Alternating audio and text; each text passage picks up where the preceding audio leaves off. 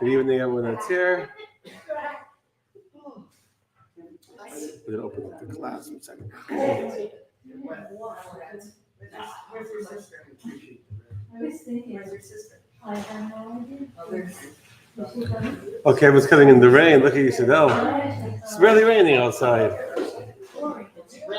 For all of you watching from the north, it's raining, not snowing. Raining outside. It's pouring? Oh, okay. When I came a long time ago, it was barely raining. Cold is pouring. I'm on. Look at that. There's a PDF. This will be fine.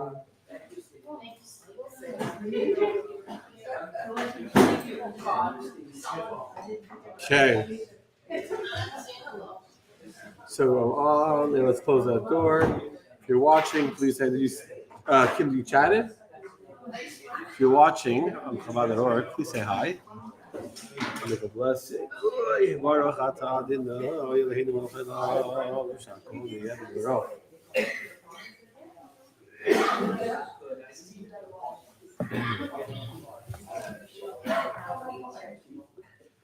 Okay, Kim, I didn't see if you chatted. I didn't see.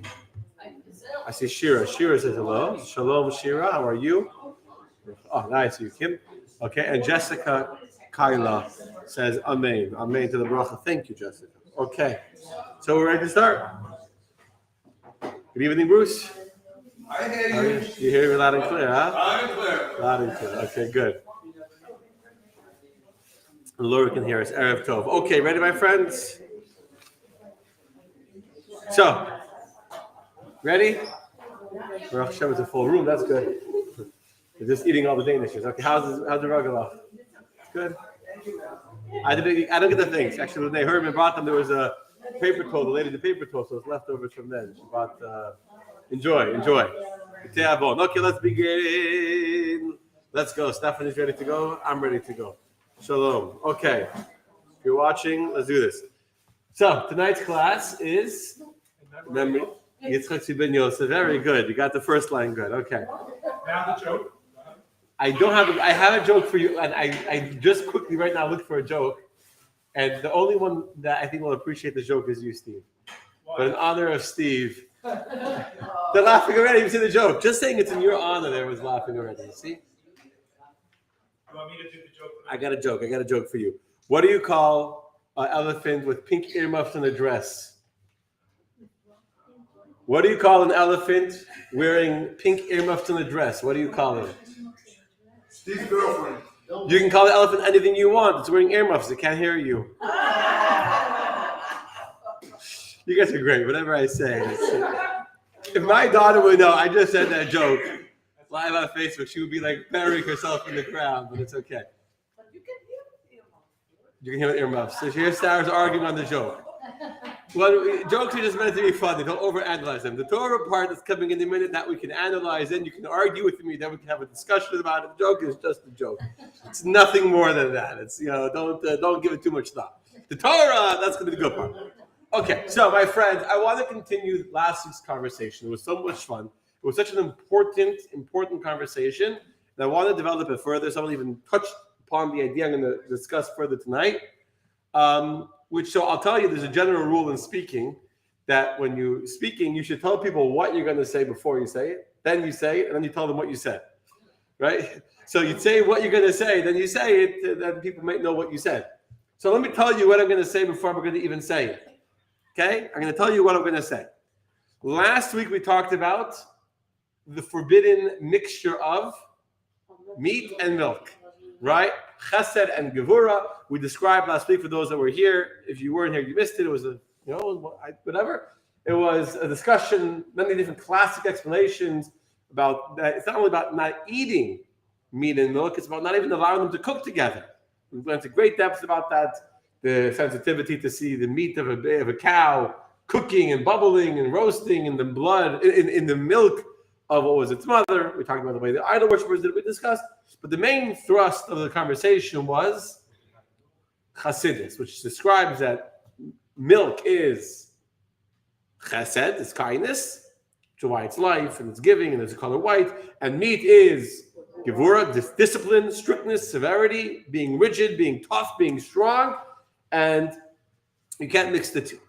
In life, God created boundaries in the world, and we cannot mix the boundaries that God put into the world. That was the gist of the conversation. You can go back and watch last week's class. I want to continue that very same theme with this week's Torah reading, which is about the building of the Mishkan.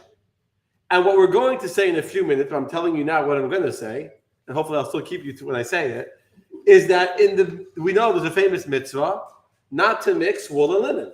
Shatnez. Shatnez is a commandment not to mix wool and linen. And yet, as I will soon show you, when God tells us in this week's Torah reading to build a Mishkan, to build a home for God, a physical abode for His Shekhinah, what does God tell us to do? To make curtains that are made with both embroidered wool and linen. That's Shatnez. And then next week when we read about the clothing of the Kohen Gadol, the high priest, we're going to read that by command, by design, God told the Jewish people to make clothing for the Kohen Gadol that would have both wool and linen. Shatnez. A mixture of wool and linen, a mixture of opposites. And how does that work? So last week we talked about where it's forbidden to mix meat and milk. And today we're going to talk about how it's normally forbidden to mix wool and linen, but when it's actually allowed, and when it's actually a mitzvah, when it's actually a good thing. So we're going to take this to a new level. Okay? That's what we're going to say. Now, tonight is not going to be a class on shatnez. It's not going to be a discussion on the details and the parameters of mixing wool and linen, how they get intertwined, the reasons why. On a classic level, I want to go straight to the Hasidus, straight to the spiritual dynamics here, the spiritual energy, because what we really want to discuss is not why you can't wear wool and linen, but why in the temple there is a mixture of wool and linen. That's what we really want to talk about. That's really this week's Torah reading, and that's what we want to really hone in on. But we need to start from the beginning. And we need to understand an extremely important principle in Judaism, which is something that we talked about last week, but it's so important, and sadly, it's so counterintuitive to today's society and to today's world values, where we want to be citizens of the globe, global citizens. We want everyone to be equal and togetherness and kumbayas, where there's no distinctions and differentiation between genders and roles and countries and people, and we're all the same, equal opportunity for everyone and everything. We don't want winners and losers anymore. And although in some ways it sounds like a very idealistic and romantic idea, it is absolutely not the way that God created the world. When God created the world, God created a world of boundaries, a world of separation. The very first day of creation after God made light and darkness. It was darkness, Ahi Erev, Vayi Boker, Yom Echad. God made light, but God didn't say there should be light all the time. The light is the only light that there's also a night, that there's also a darkness. And we're going to sit a whole class on that actually. The night and the darkness. On the second day of creation, God made the firmament, called the Rakia in Hebrew, that separates between the waters above and the waters below. The waters below didn't like that very much. They wanted to be above, but that wasn't what God said. God needed some water above, up in the beautiful heights of heavens, and God needed some waters down below, where we can pollute it. And so the waters cried, I'm not getting distracted, and that is the way that God made the world to be. And so it is on the third day, God separated the waters and the dry land, the oceans. Even after the second day, God made the water below and the water above, but the water below was still mixed with earth. There was no land. And when God separated it, actually, so I mentioned last week, but I was looking into a little bit more. In Tehillim, in chapter 93 of Tehillim, we say, you hear the thunder. It's not a text. I'm just telling you. You hear the thundering voice of the rivers, of the oceans raging, and they come crashing against the shores. Why do they crash against the shores? Again, I'm sure there's a scientific explanation for it, but the true explanation, this Jewish explanation, is that the reason why the water comes raging with its intensity towards the shore is because the nature of water is to flow, to go. That's what water does. Water doesn't stop. You know what I'm saying? There's no brakes on the water. It just goes and goes. It goes everywhere. If you ever made a spill, water goes everywhere. They spill 1 cup of water, everything is wet, right? Everything is wet. And yet the water comes raging up to the end of the ocean, comes crashing against the shore, then the water retreats. Why does the water retreat? Because at the beginning of creation, God gave a decree and God made an order, and God said the water can rage till here. Past here is not your space. It's not your territory. You got to respect that this is the territory of dry land, and although you're very powerful and very intense and very beautiful and a lot of energy, you have a limit. You have a border where you stop and you cannot go further. And so it's against the natural inclination of water to rage. It stops at the borders that God has set, and that's the raging roar of the ocean that are praising God by obeying His command and by not going past the divinely imposed boundaries of water and dry land. That's a praise to Hashem. And so it is with every creation. God made tons and tons of mammals and species. I just Googled before. You know how many kinds of fish there are in the ocean? Thousands and thousands. Thousands and thousands? That's true, but that's a very understatement. Not millions. Species, not number of fish. There's many million fish. Species. There's 230,000 fish species in the ocean. That's species. 230,000 approximately. You know how many mammals there are? That's known, that's recognized, that's like recorded. You want to guess how many mammals are there? Hundreds? Hundreds of thousands. Not hundreds of thousands. Mammals? 6,495 recognized species of mammals. Okay? Well, all 6,495? No, we have rules. Of course, it has split holes, chooses cut, and then you have certain rules to follow. The point is, God could have just made 10 species, right? That'd be enough variation for us to keep us, occupied. And yet, God wanted a world of tremendous diversity, of tremendous uniqueness and change and differences between the way the world is. And therefore, when God gives His instructions to humanity, God says, don't mix species. Don't mix them. Don't mix up my world. My world was meant to maintain a certain integrity. And the beauty of the world will come when you don't crossbreed species, for example. The prohibition of crossbreeding species is a clear prohibition of the Torah. Jews are not allowed to crossbreed species. And we're not allowed to graft fruits and vegetables and different kinds of species of plants together. We're not allowed to do it. We're not allowed to mix wheat and vines. That's called kilayim. Say again? The fish is a health concern that the Shulchan Aruch talks about, not to mix fish and meat. But the idea of milk and meat is another example where God says, I want the distinctions. Now, on a deeper spiritual level, the distinction of milk and meat is not just like with the animal, but we're not talking about the animals today, was not only physically that there's meat and there's milk and they're two different entities, but spiritually the DNA, the spiritual genetics of meat is incompatible with the spiritual genetics of dairy.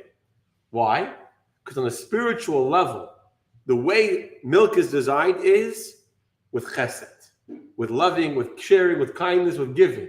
And the way meat in its spiritual entity is one of the strength of intensity, of gevura, not the love of a mother, but the intensity and the power of the animal. So they don't mix together. They don't go well. There's only one other mitzvah I can think of, off the top of my head anyway, that is extremely similar in the level of chok.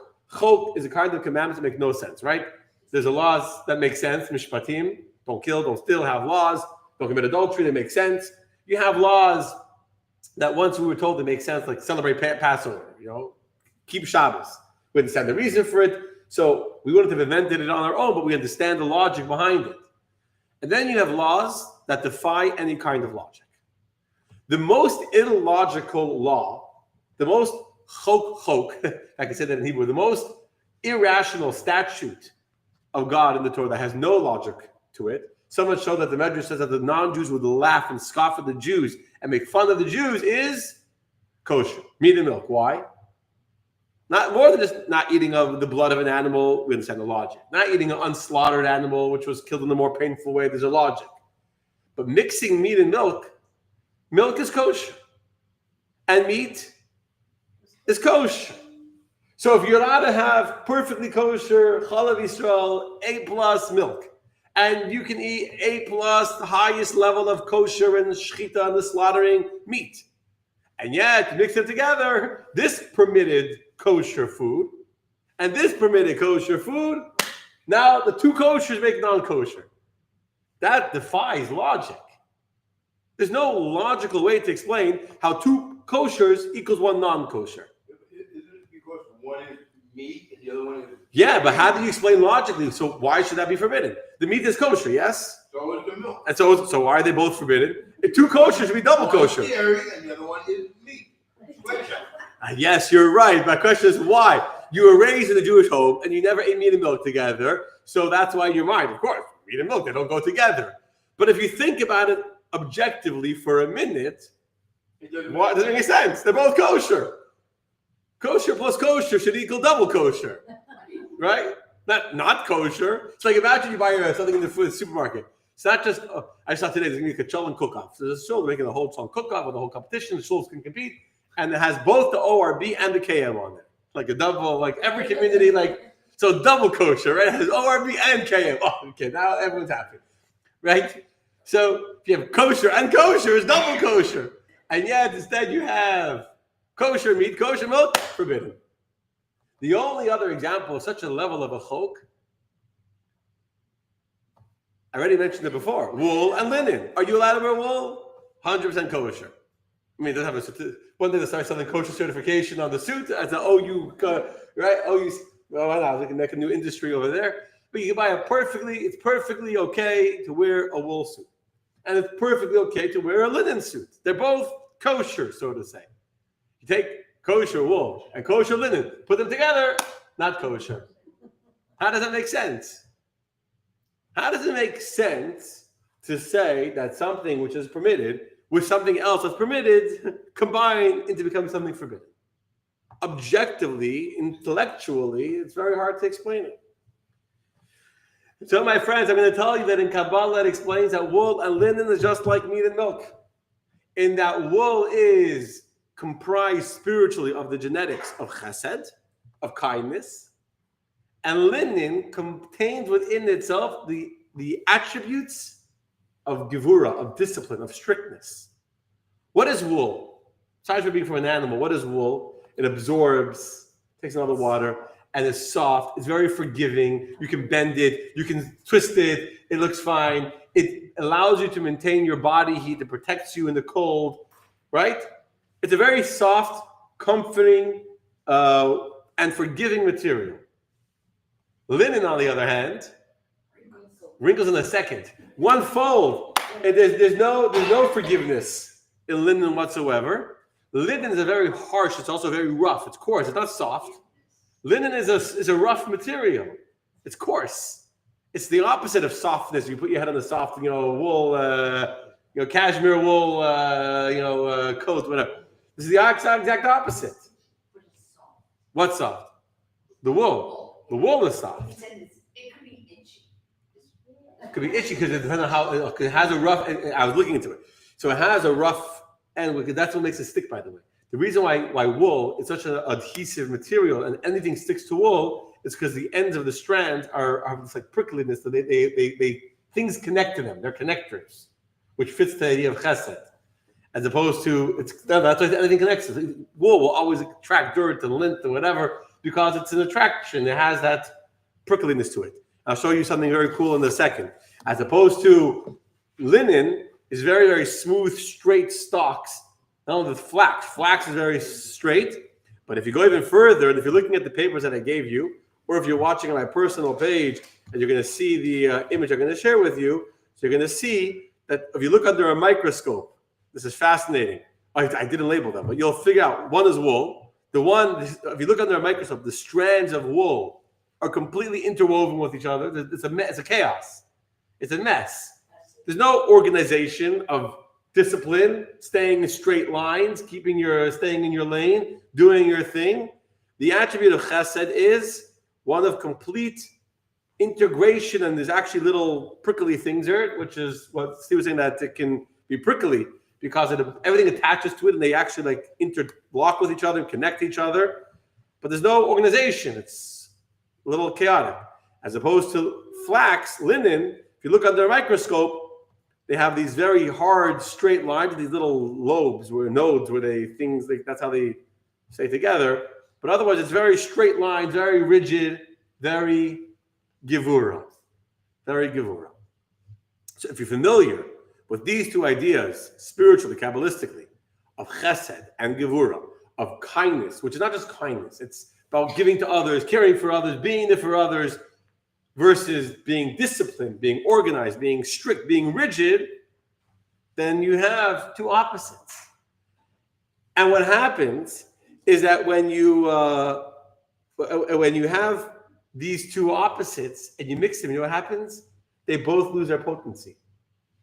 They both lose their potency because now the straight fiber, which is the midah of gevura, becomes a little weaker, and the cotton, which is softer, becomes they both lose their strength.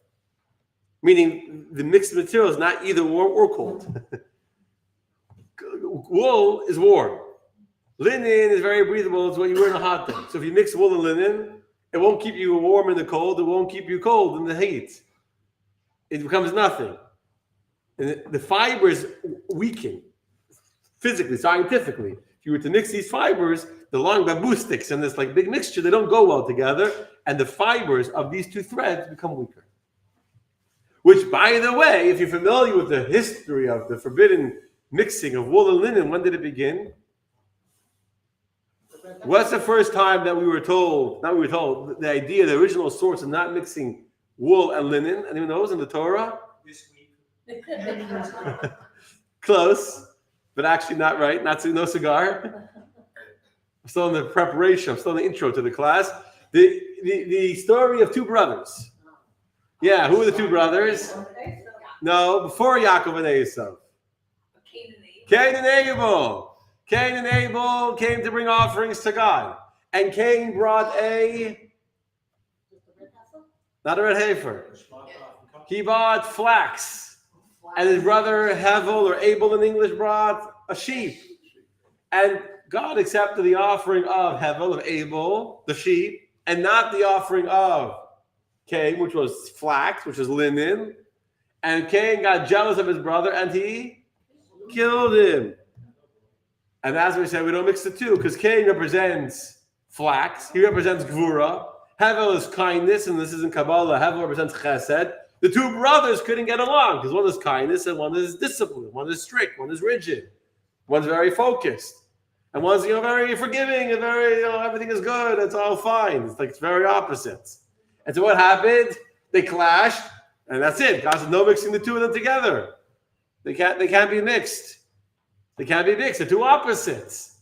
And from then on, chesed and gvura are kept on separate sides of the room. Chesed is on the right, gvura, discipline is on the left, and they maintain distance from each other.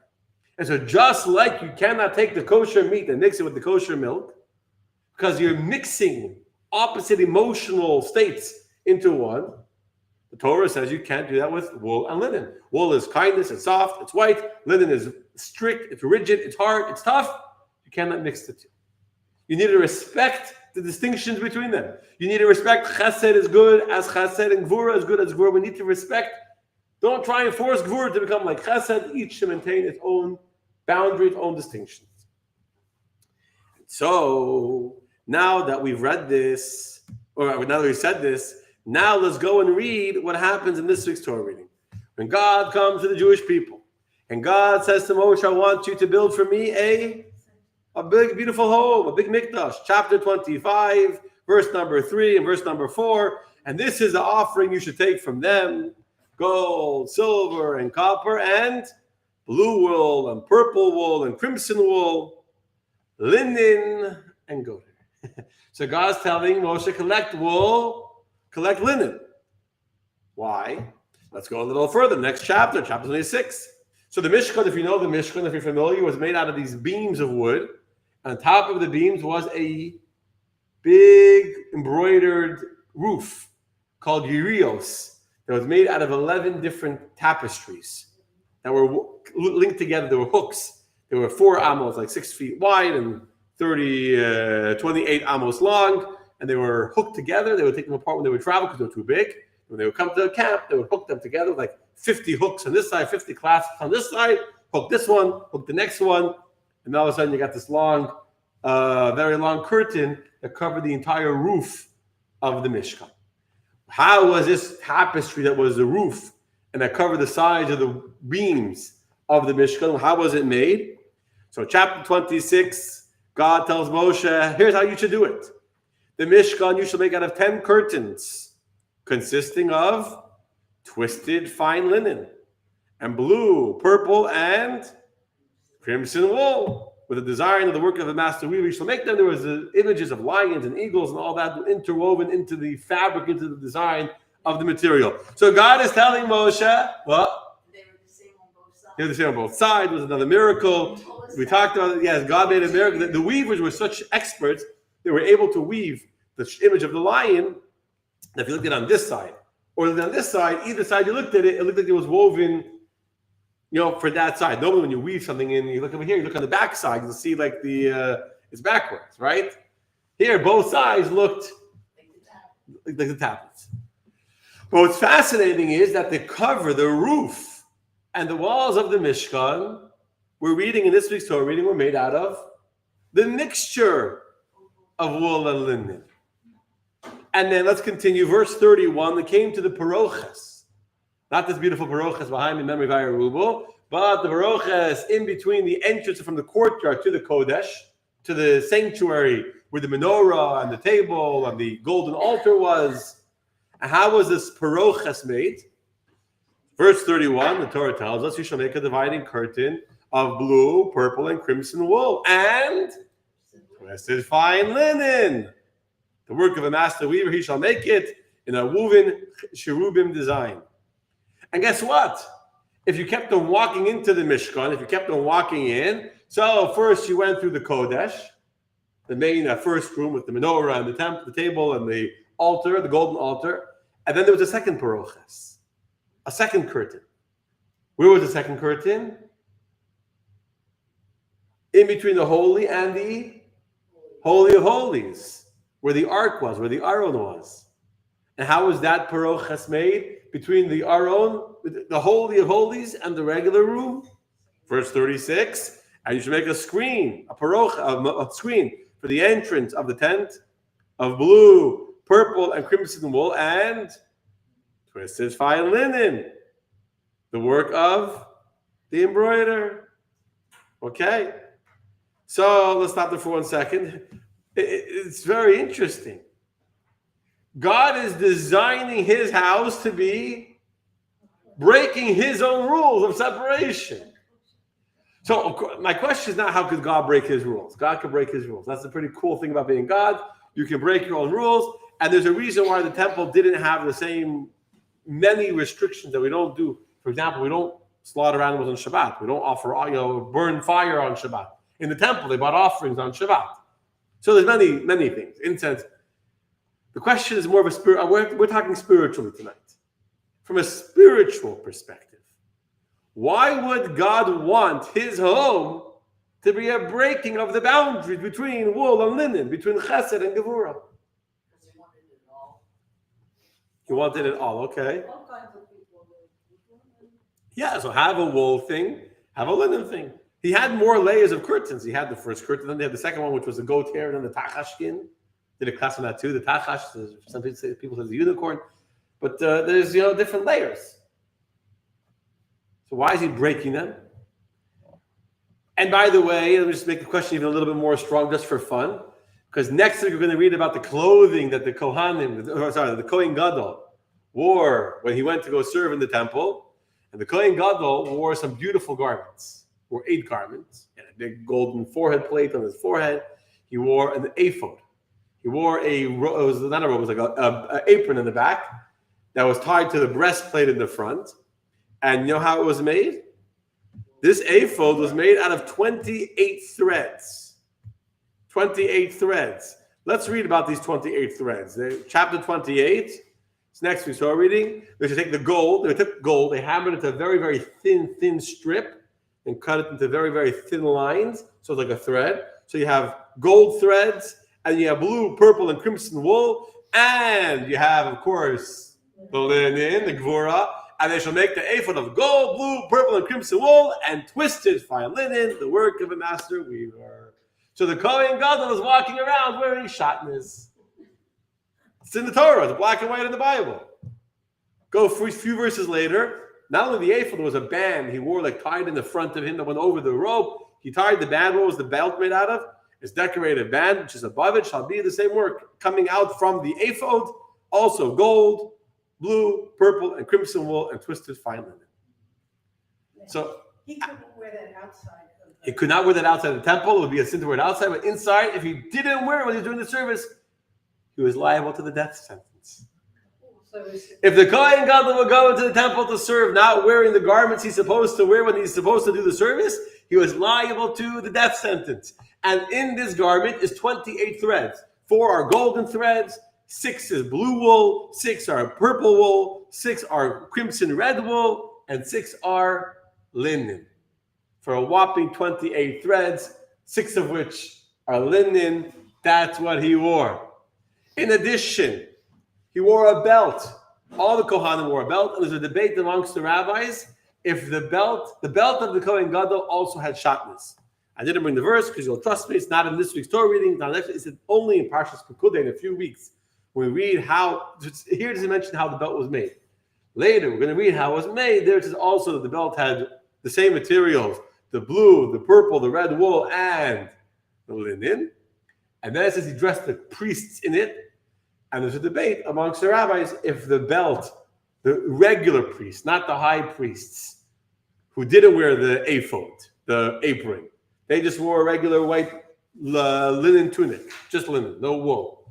If their belt also had shatnez or not, there's a debate amongst the rabbis. It's not written clearly in the Torah one way or the other. There's 2 ways of reading it. But what's absolutely clear, black and white in the text, is that the roof of the Mishkan, the parochas, the curtains hanging between the different rooms, and the clothing of the Kohen Gadol, all were required by their mitzvah to have a combination of wool and linen.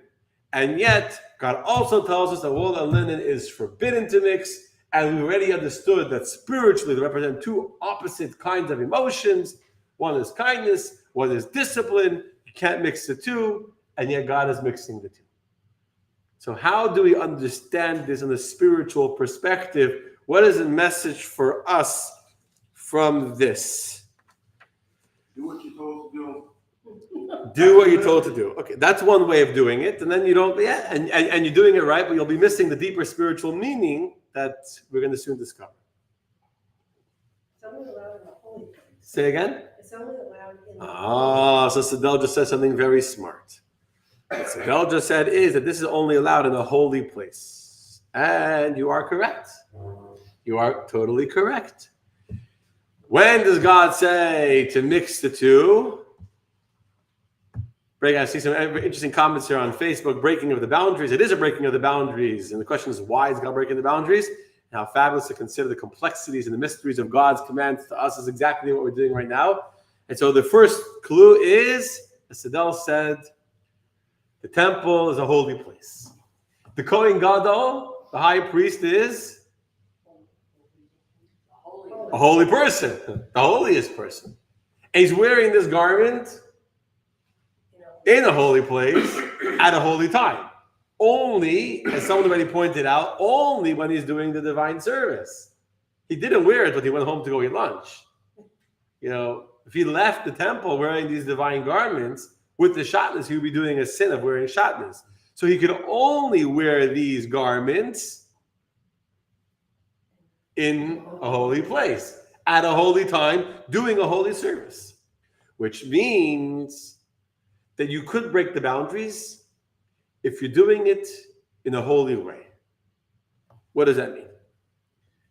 There's a saying, a very, very famous verse. You all know it by heart, first of all, because it's a very, very famous song. It's also the end of the Amidah. When we finish the Amidah, we take 3 steps back, or the end of Kaddish, we finish saying Kaddish, we step back, What do we say? Oseh shalom bimromav, hu yaseh shalom aleinu, v'al kol Yisrael, v'imru. You guys are great. Okay. Yaseh shalom. Okay. Anyway. So, oseh shalom bimromav. What does that mean? Now let's read English. Oseh shalom. He makes peace. Bimromav, in his high places. Where is God making peace? Is there a fight? Is there a war going on in God's high places that God needs to make peace? Here in this world, I get it, between the Likud and the Yesh Atid, whatever, between political parties, you gotta make peace, right? But in heaven, you gotta make peace. Who's fighting in heaven? And what's the answer? There's a huge war in heaven. In heaven, you have different camps of angels. In heaven, you have what's called Machane Michal, the camp of the archangel Michael. Now, if you know anything about the angel Michael, Michael is an absolute embodiment of chesed. Chesed, giving beyond the fact that Michael has a numerical value of 101. He gives beyond 100. 101 means he goes above and beyond. Gives 101. He goes more. He gives even more than you're supposed to get. He gives you 100. You're supposed to get 100. Take 101. That's Michael. He's pure kindness, represented by water, which is kindness. And then you have another angel called Malach Gavriel. And Gabriel in English, the archangel Gabriel. And Gavriel is from the word Gibor, right? Michael is also Michael, and Gabriel is Gibor Kel. God is mighty, God is strong. There's the idea of Gvura, of strength. And Gavriel is an angel of judgment. And the angel of kindness and the angel of judgment don't get along. How could they get along? Malach Michal wants to give 101. Malach Michal wants to give, blessings. The job of Malach Gavriel is to be a judge, to be imposing rules and order, and to be ensuring that things are functioning according to the rules. He's in charge of operations and logistics. He wants to make sure everything is, running smoothly and efficiently. You can't just give everything away. It's not an efficient organization.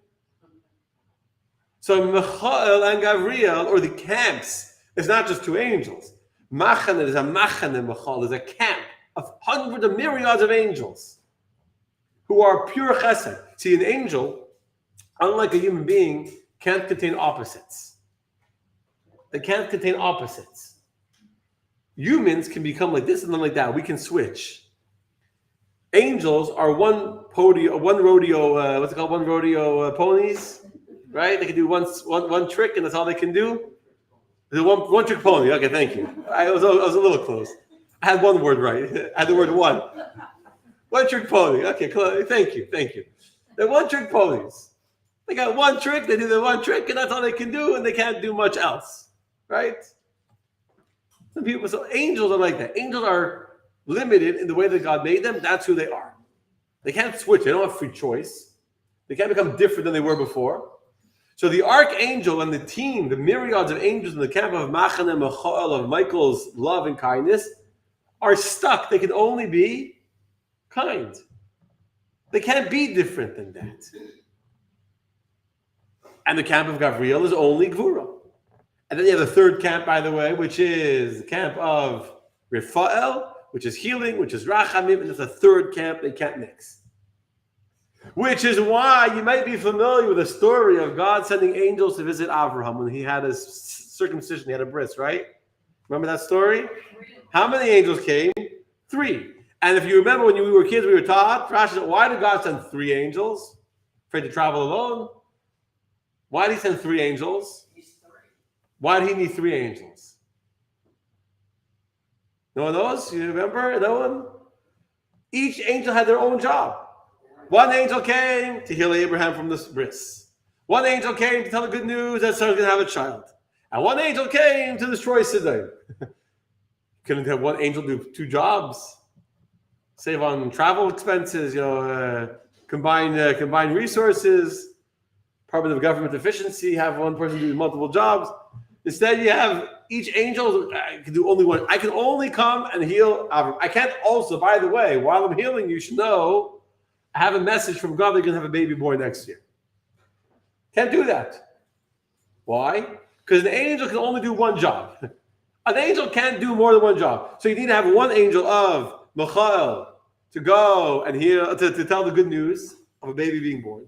You need the angel Gabriel to say, we're going to destroy the city of Sodom. You need the angel Raphael to heal Abraham. They can't do different jobs. Now you know, people watching online, the different angels, different functions, the whole class of the angels. But the point is that angels can't do different jobs. And so the angels actually clash. If you're pure, absolute, undiluted chesed, undiluted kindness, and you meet someone that's absolute discipline and rules and as square as could be, and you're as loving and kind and round as could be, you're going to have a problem. Comes along God. Oh, shalom mimramav. God makes peace up on high. The presence of God makes that all of a sudden, in the presence of God, Michael and Gabriel, Michael and Gabriel can coexist in perfect harmony. You know why? Because all of their ego, they don't have ego, they don't have ego, but all their existence, all of their identity, all of their intensity is nothing compared to God. This is true before a king, before a rebbe. It's always an example by the rebbe, and this is true for any king, any very, very powerful politician or leader. You can have people that are very, very, every politician has their own ego, their own personality, their own whatever it is. And all of a sudden, in the presence of the king, or of the president, or of whoever it is, all of a sudden, their differences go to the side. Why? Because right now, we're before the president. So I'll say like in the Chabad world, for example, you have all these rabbis, each one is a powerhouse on their own. Each one is a strong personality able to transform an entire community and city. They're fearless, they're brave, they're hardworking, they're dedicated, but they have their own unique styles. Comes before the Rebbe, they're all equal. Before God, all the angels are equal. There's no distinctions. Oseh Shalom B'Mamav means that even though Gabriel has one style, by divine design, and Michael has another style by divine design, nevertheless, before God, there's pure peace, real peace. Because they still each maintain their identity, but before God, they're totally nullified to the greater good, to the greater cause. If you remember last week, I gave an example of people playing music. We were talking about diversity and how God wants diversity in the world. But diversity, true as we explained, is that true beauty comes not from 100. David, you played trumpet, right? No, the Bass player. Not from 100 people playing bass. If you need to have 10 people playing bass, and 10 people playing trumpet, and 10 people playing violin, and 10 people playing, I don't know the numbers, more or less a guitar, and a few on the trombone, and a few more on the cymbal and those little triangle things, or whatever, and a few more on the piano, and all of a sudden, together, you have a symphony. So there's another detail I want to add to this. Why does it work to have the symphony when you have different people playing different instruments? Why does it work? It blends. Why does it blend? Because the sounds complement each other. Why do the sounds complement each other? Because they're in harmony. Why are they in harmony? You're all correct. Everything you're saying is correct. What we said last week. The 100 players in the symphony orchestra have a tremendous beauty and harmony because each is playing their individual note. They're not all playing the same note. One could be on a higher note, one's a lower. He's playing at this point. She's playing. The cymbal maybe 2 times the whole song will make a crash on the cymbal, and that's the whole job. But together they make a beautiful symphony. But why? If you go deeper, think about it. Why do they complement? You're right. You're 100% right. They complement each other. They harmonize each other. They bring out the beauty together. Why? They blend together. Correct, but why? Why do they blend? Why does the different sounds of the trumpet and the drums and the bass all come together? God, you're only spiritual. I'm talking about a symphony. Because they're all a piece of the entire fabric. They're a piece of the entire fabric. Okay, just you're a little close, but in the context of a symphony orchestra. Let's go deep. You look at a symphony orchestra. You could look at it as 100 players. And this player is playing the violin. This player is playing the bass. This one's playing the trombone. And that's a correct assessment of what's going on stage. But really, that's not a correct assessment. You know what's really happening on that stage? One song. They're playing. It's not just that they harmonize each other and they complement each other and that they're different, blends of a. They're all playing the same song. If they'd be playing different songs on stage, it wouldn't be harmony. It wouldn't be the same instruments, the same players. They're all dedicated to one vision. The vision is Mozart. I don't know. This is a song that they're all playing. And so every single one of those unique players with a unique instrument is not just playing their note. They're all committed to playing the note of the same melody, of the same tune, of the same conductor. And that's why they're harmony, and that's why they complement each other. And that's why they bring out the beauty and the harmony in each other. Because they're all playing one song.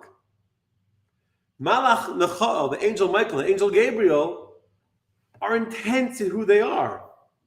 Until they're reminded that we're all playing one song. We all have one conductor. Is this like the Shema, like it's all one, God is one, the heavens and the earth, the four corners of the Yes, so one. Exactly what we're going to say right now. The ultimate purpose of creation, is not just to appreciate. So let me go in two steps.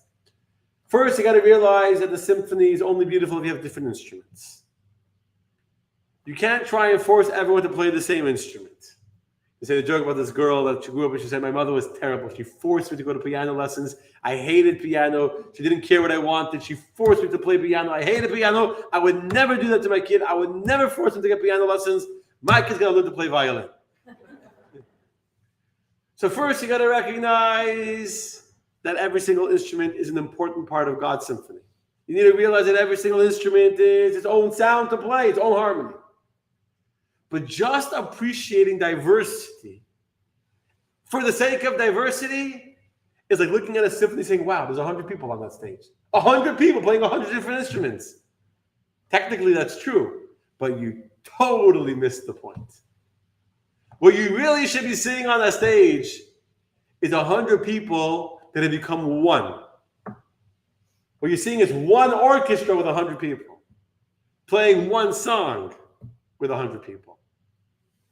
It's not easy for 100 different people to play one song. That's why it's so beautiful. It's not easy at all. The ultimate objective of creation is not that we should appreciate the beauty in God's 6,495 different species, or in God's 230,000 different species of fish, or who even knows how many kinds of flowers and plants there are. The ultimate is to see the oneness of God within creation. To find the echad of Hashem, the oneness of Hashem, in what seems to be diversity. Although I wasn't planning on saying this, but Marsha brought up an excellent point, which is exactly what I'm saying. When we say the Shema, we say Shema Yisrael, Hashem Elokeinu. Hear, Israel, the Lord is our God, the Lord is echad. Now, if you know something about Hebrew words, when we want to say that God is one, we want to say He's one of two, of three, of four, He's the only one. What are we saying in the Shema? That God is one or God is the only one? Only one. Now, Sarah will tell me if I'm correct. When you want to say something is the only one, you don't say echad, you say yachid. Yachid. Yachid means I am the Rabbi Yachid in this room. The only one. Now, I'm one person, but I'm not the only one person. There's two people, 3, 4, 5, not 6, not 10, not whatever. You know what I mean, right? So there's, you count, here's one paper, here's a second paper, here's a third paper. So you say Hashem is one, the word echad can mean that there is two afterwards.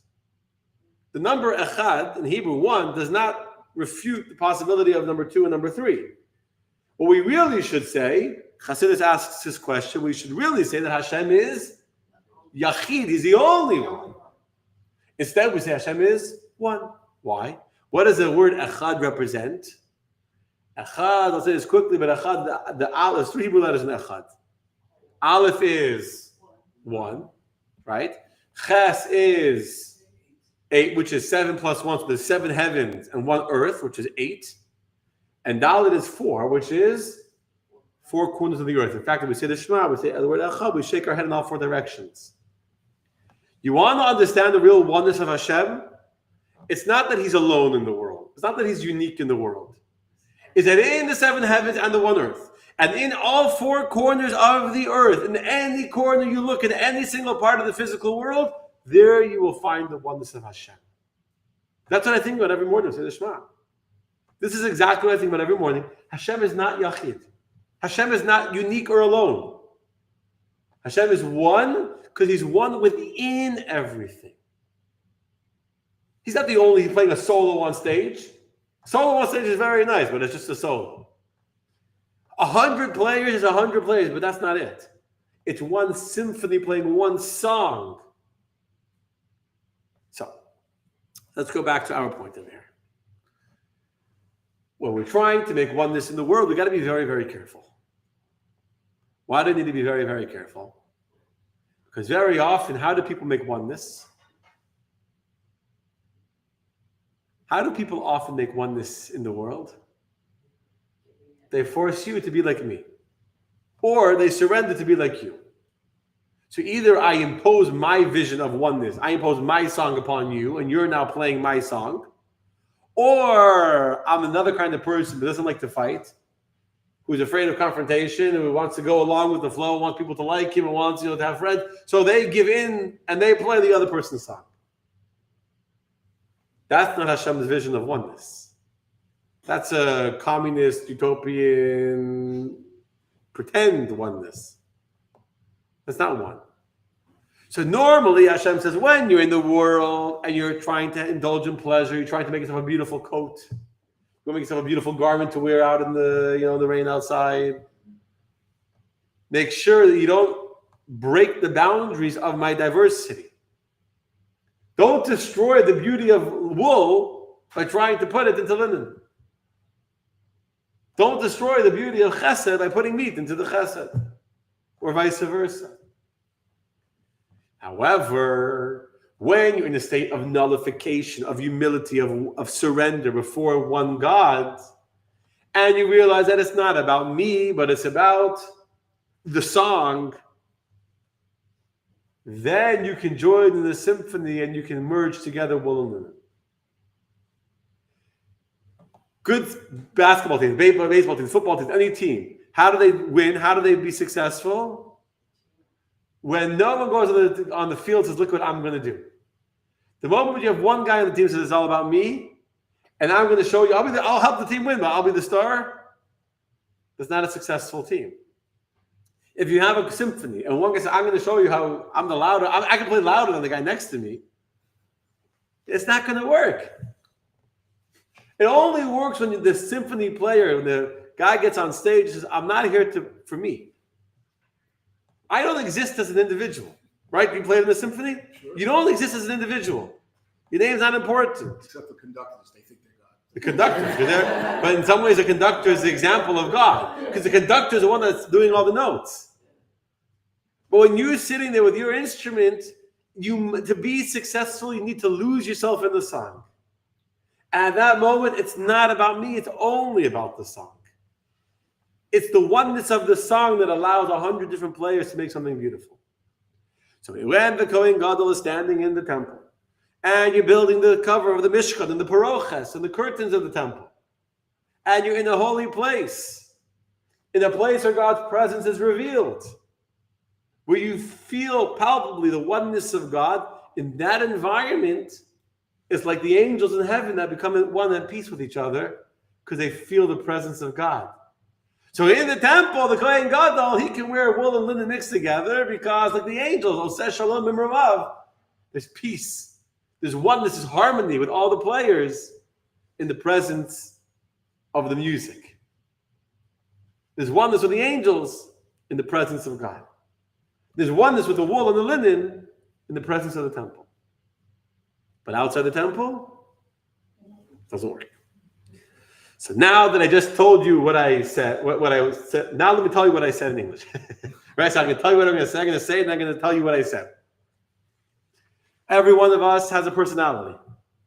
I'm saying everything I just said again now, but in different, the same thing, but in different words. Every one of us has a personality. Some of us are wool, and we're super soft and gentle and loving and nurturing and protective. And you put on this wool garment, you feel all snuggly and cozy inside. And we make people feel so good next to us because we're so kind and comforting. We give such compliments and we make them feel good about themselves. We never tell them something harsh. Never tell them to, everything is good, everything is loving. That's a personality. One example, that's a wool person. And then you have a person that's made out of linen, made out of flax. He grew like a bamboo reed. Straight. No bending. It's beautiful, it's smooth, it's straight, it's a strong, no mixing things up. This is the way it is, then I can tell it to you the way it is. If you're wrong, I'm going to tell you you're wrong, and I won't stop till I prove it. And I'm going to make sure you know that you made a mistake and that you deserve to change. And what happens? We convince ourselves, this is who I am. This is my nature. I am wool. I can't help it. I have to just give. I can't tell someone how to be better. I can't try and, it's not comfortable for me. It's not my nature to tell someone that they need to change. The other person, it's not my nature to be nurturing and loving. I got to tell them as it is. I begin to think that can't coexist. I can't change who I am. Torah tells us, normally you're right. If it's about you trying to prove your own beauty, so then the only way you're going to end up mixing somebody else is you're either superimposing yourself upon them or you're forcing them to, or you're allowing them to superimpose upon you. You can't do that. You have to respect your integrity. But if you can come to a state of humility before God and recognize that my life is not about me, but it's about the song. It's about the music I was born to play. It's about the melody that the conductor, God gave me to play. You can feel yourself like a Kohen Gadol, like a priest given a divine mission by God. Then you can mix wool and linen. And actually, my dear friends, although we don't have a temple today, we have a time where we can mix wool and linen. You know when we mix wool and linen today? I'll introduce it by reading to you a very beautiful verse from one of the most famous songs in all of Judaism. Not as famous as Oseh Shalom B'Ramah, but a little lower on the list, but probably the top 10 songs. What are one of the top 10 songs of the Jewish people? If you ever come to my home on a Friday night, any home, you go to a home, a proper home on Friday night, and after we welcome the Shabbos angels, what do before Kiddush? We sing Eshet Chayil. First Shalom Aleichem, and then Eshet Chayil. Eshet Chayil, Miyimtza, a woman of valor, who can find, right? Yes, you know the song? Eshet Chayil? We sing? What? Eshet Chayil. And what do we say in there? We start reading. You tell the people, we're going to sing a song now. Your guests come. I always do the same thing. My kids can, whatever. Originally written by Abraham for his wife Sarah. It was forgotten. King Solomon plagiarized it for all of his wives. He was so smart. I always said the joke that King Solomon was so wise that he convinced each and every one of his many wives that he wrote the song just for them, you know? And so we start reading, people get excited. We're going to read a romantic song. The husband is singing a song of praise to his wife at the Shabbos table. So romantic. So beautiful. And then you start reading Eshes Chai, right? Minus one blank on the song. And all of a sudden, we're reading, let's read the text. Fourth line of Eshes Chayil. The letter Dalet goes in the order of the alphabets. What's the fourth line of the Eshes Chayil? Darsha Tzemeru Fishtim. This wise woman, the woman of valor, what does she do? She seeks out. Tzemer is wool. Upishtim is flax, which is linen, and works willingly with her hands. What is the wise woman doing? She's not braiding challah. What is she doing? What are we singing to our wives every Friday night? Come on, let's read it. Darsha Temeru Fishtin. She seeks out, it's on the paper in front of you. She seeks out wool and flax. She seeks out wool and linen, and she works them with her hands. She's making shatnez. She's mixing wool and linen. That's what we sing in the song every Friday night. That's what we sing, right? Yes? No? Maybe? That's what it's saying. She seeks out wool and flax and works willingly with her hands. Darshat Semru Fishtim, she's making shatnez. Why would you be making shatnez? It's against the Torah to make shatnez. It's against the Torah to make shatnez. You know when you're allowed to wear shatnez? Yeah, but for something holy. When the Torah tells us not to wear shatnez in the same verse, actually meant to copy it, I didn't realize I forgot. In the same verse where the Torah tells us to wear, not to mix wool and linen, the Torah tells us about wearing tzitzis. And from here the rabbis tell us that the garment of tzitzis is the strings you put on the strings are made out of wool.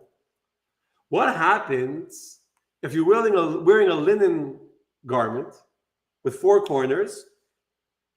So you need to put tzitzis on it. But tzitzis are wool. Are you allowed to mix wool and linen? For a mitzvah. So I am wearing wool tzitzis, even though I live in the beautiful state of Florida. Thank God it's not snowing, but it's hot, and wool is not even comfortable, and I'm wearing an undershirt and the wool, so I'm wearing a wool garment and the wool strings. But if someone's wearing cotton tzitzis, not cotton, linen tzitzis, guess what? They still put on the wool tzitzis. So for the mitzvah, also for a talis can be made out of a mixture of wool and linen. So the wise woman, what is she weaving with her hands? The talis. The time when we are able to transcend our own mundane, selfish, egotistical desire to be me, to prove myself and my personality and my nature to the world, and to hear the music of God, to become one with our ultimate mission. Like the angels become nullified in the presence of God, the Eishes Chayil, the woman of valor, is able to transcend and to bring together the opposites of wool and linen, the opposites of chesed and gvura. She's able to find a way to combine opposites, to love, to nurture, while also disciplining. That's what parenting is, right? Can't only parent with love, it's not going to work. And you can't only parent with rules and strict structure. There's times you need to let things go. Times you need to be loving and forgiving and give candies and be nice. And there's times you need to demand bedtime and demand to do well in school and punish them if they're not behaving. This is the Eishes Chaya, the woman of valor that's able to combine what the Kohen Gadol could do in the temple, where he was able to mix wool and linen. This woman is doing when she's mixing and weaving together the wool and the linen. And that, my friends, is why spiritually God told us to build a home. And what was in the home? The breaking of boundaries. The wool and the linen mixed together. And today we can do the same thing when we transcend ourselves and don't get stuck in my natural personality. And I can do what God wants and transcend myself. That's the ultimate thing. And that's why I think when Mashiach comes, we learned last week that the meat and milk, whether it'll become kosher, when Mashiach comes, right? When Mashiach comes. But when the Mechayah is talking about the meat and milk, he says that when the entire orientation of a person is to fulfill the will of his Creator, like the Eishes Chayil described by Shlomo HaMelech, by King Solomon, then, not only are bringing together these symbolically diverse opposites allowed, but it's actually a mitzvah. It's a tzitzis. It's a mitzvah. And that's the story, my friends, of the mixing of forbidden mixtures in the temple. Good night. Can't hug the red because I would have already said, yes, Lainey, I got it. Virtual hugs. Alice, thank you for joining us from up north. I don't know, the air is not on over here. I'm hot, but okay. I hope you all enjoyed. Next week, I think we start Purim. Next, we'll do a Purim. I don't know what yet, well, I'm not going to repeat, but We'll see. Anyway, I hope you all enjoyed. Next Monday, hello Gail, I hope you're well. Hello Carmen, thank you for the beautiful message. Hello Jessica, good evening. It's an honor to greet you in the entire Chabad community in your city, community from Colombia. I'm glad you enjoy the classes and the hugs. You got it. Hello Kim, Carmen, thank you. Sammy, good night. Thank you very much. Thank you, Lauren. I'm glad you enjoyed. Jessica, yes, it all ties together. Ties together, pun intended. It's like wool and linen tying together. Okay, thank you, Sarah. Thank you, Shannon. Glad you enjoyed Laila Tov. Only blessings to you. Good night, Gail. Glad you enjoyed Laila Tov to you as well. What should next week be about? The ideas. Good night, Steve. Send Michelle our regards.